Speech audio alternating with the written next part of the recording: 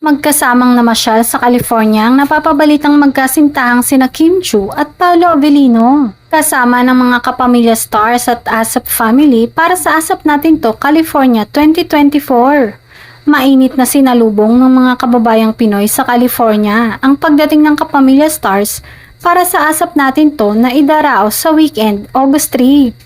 Bonus pa ang meet and greet sa kanilang mga idolo.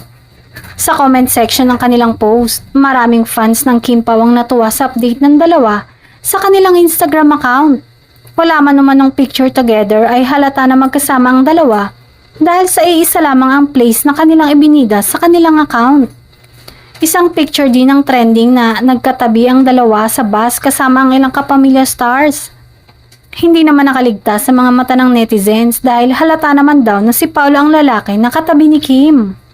Aabangan pa nga ang sweet performance ng dalawa sa Sabado na tiyak na kakikiligan ng mga fans. At hindi lang yon, mukhang may big announcement nga ang dalawa sa mga kababayan natin abroad.